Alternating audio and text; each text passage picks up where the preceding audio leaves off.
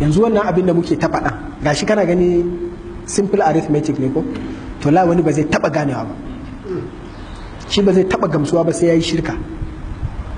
Me daɗi a cikin shirka ne ya daga hannu ya roki Allah ya shiru bai ishe shi ba sai ya sa sunan wani. Waye menene wane zai maka? Duk abin da ya gagari Allah wane ne zai iya? In kowa ne ya iya to min babu aula bai gagari Allah ba, to ka tsaya ka rike Allah mana. Jama'a mun fahimta? Don Allah duk malamin da kaga yana hana ka shirka wallahi yana son ka ne. In ya barka bai cuci kanshi ba, ya kai ne ka cuci kan, bai cuci ko bai, in ya barka shi bai asara ba, kai ne kai asara.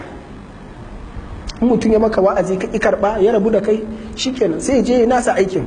Ya ayyuhal ladina amanu alaikum anfusakum, kai ne kai asara. Don haka wallahi malaman sunna suna kaunar ku ne dan uwana.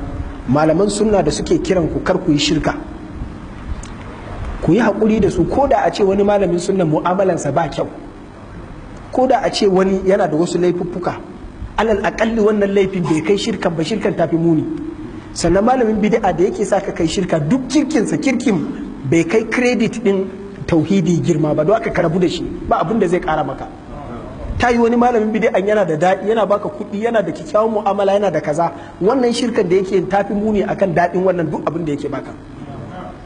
A cikin malaman sunna ba a haɗu an zama ɗaya ba, dama kuma babu cikakke, dukkanmu kowa yana da nasa rauni. Wani yana da matsala ta wajen mu'amala, wani yana da shi ta wajen kuɗi, yana da shi ta wajen waye, kowa yana da matsala, ba wanda bai da matsala. Amma alhamdulillah Allah ya taimake mu mun tsaya akan tauhidi. Wannan tauhidin shine wanda manzon Allah sallallahu alaihi wasallam ya ce duk wanda ya mutu da shi duk laifinsa sai ya shiga aljanna. Hadisi ne yana cikin sahihu Muslim. Wannan hadisin ya fi kowane hadisi a duniya wallahi saka albishir a matsayinka na wanda yake sunna.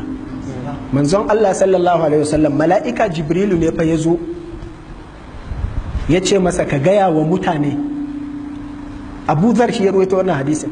Manzon Allah sallallahu alaihi wasallama ya ce Jibrilu ya zo ya gaya mun cewa in gaya wa al'ummata duk wanda ya mutu baya shirka sai ya shiga aljanna. Kun ji wannan maganar? Ya ce man mata min ummati la yushriku billahi shay'an dakhala aljanna, duk wanda ya mutu baya shirka sai ya shiga aljanna. Abu Dhar ya ce kai ya Rasulullah, wa in saraka wa in zana, ko da yana sata ko da yana zina. Kun ji wannan maganar? A fili yake ka karanta sahih Muslim za gani. Manzon Allah sai ya ce wa in saraka wa in zana, ko yayi sata ko yayi zina, kadhalika qala li Jibrilu anifan, haka yanzu Jibrilu ya ce in faɗa. Don haka duk abin da ahlus sunna yake wallahi tallahi gara shi akan dan bid'a.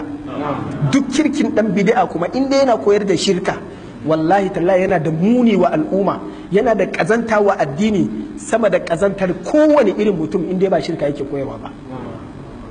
Jama'a an fahimta? Don haka ku yi haƙuri, ku koyi karatu a wurin malaman sunna. Ko da malaman sunna ba su muku yanda kuke so ba, suna ba ku abin da kuke bukata. Dama abin da kake bukata ya kamata ka samu, ba abin da kake so ba. Allah ya samu dace.